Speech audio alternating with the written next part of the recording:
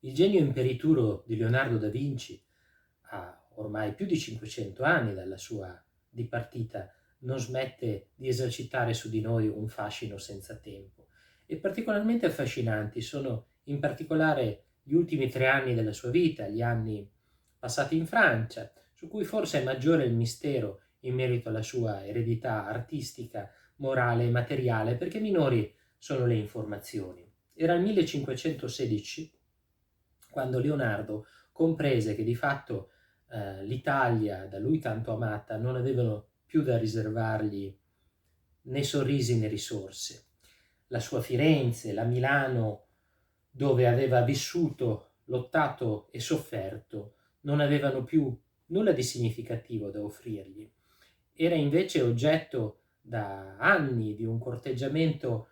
senza fine da parte del re di Francia, Luigi XVI, che l'aveva conquistato nell'unico modo in cui si può conquistare un uomo libero, vale a dire con la assoluta devozione e ammirazione per le sue opere. Ecco che quest'opera viene completata dal successore di Luigi XII, vale a dire Francesco I di Francia, che trovando il grande vecchio Leonardo solo e isolato, lo alletta con un'offerta veramente regale, vale a dire una pensione di 7.000 scudi d'oro e testualmente un palazzo a scelta nella più bella regione della Francia. Leonardo parte e porta con sé l'allievo prediletto Francesco Melzi, anche se questo volume della De Agostini e in particolare il saggio di Leopoldo Mabillot in questa sede lo omette, era con lui certamente la luce dei suoi occhi, il ragazzo di bottega più che un allievo, Giacomo Salai, il Salaino, il vero amore platonico di Leonardo da Vinci, e un buon servitore, Battista de Villanis. Portava nei suoi bagagli, scrive Pierre Gautier, non solo il cartone della Sant'Anna, che ora sta alla Reale Accademia di Londra, ma anche 2 altri quadri finiti,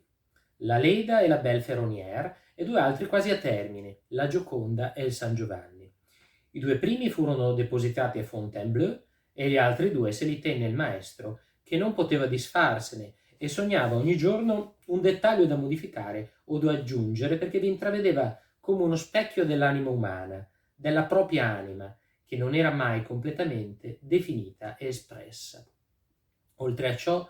numerosi quaderni, album e taccuini dove la fantasia creatrice, sempre sveglia, aveva tracciato piani, schizzi, idee sotto il soffio dell'ispirazione.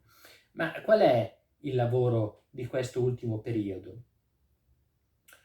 È quasi certo che in questo ultimo periodo di fatto Leonardo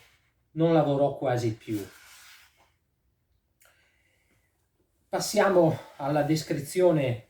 che ne fa invece il volume della Tasken, Frank Zöllner, dedicato a Leonardo da Vinci, che dice che era venuto meno il vigore creativo di Leonardo, probabilmente per via del decadimento fisico dovuto all'età, a cui accenna ad esempio Antonio De Beatis, segretario del cardinale Luigi d'Aragona, descrivendo il 10 ottobre del 1517 Leonardo 65enne già come un vecchio, incapace ormai di realizzare granché a causa di una parziale infermità, ma che riesce tuttavia ancora a disegnare bene. Anche a questo punto non è quindi da escludere che allievi di Leonardo, primi fra tutti Francesco Melzi e Giacomo Salai, appunto come dicevamo prima, eseguissero o portassero a termine dei dipinti sulla base di suoi abbozzi e sotto la sua supervisione. A una diminuita produttività di Leonardo di questo periodo fanno pensare anche gli ultimi disegni, dei quali pressoché nessuno può essere datato con assoluta certezza negli ultimi 2 anni di vita dell'artista. Dipinti di attribuzione certa,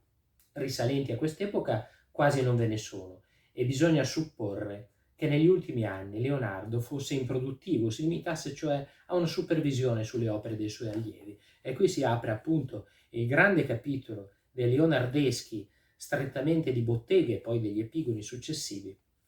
che tanto ha dato alla storia dell'arte italiana e internazionale. E eh, alcune di queste opere di straordinario fascino ancora emergono da collezioni private, particolarmente in Italia.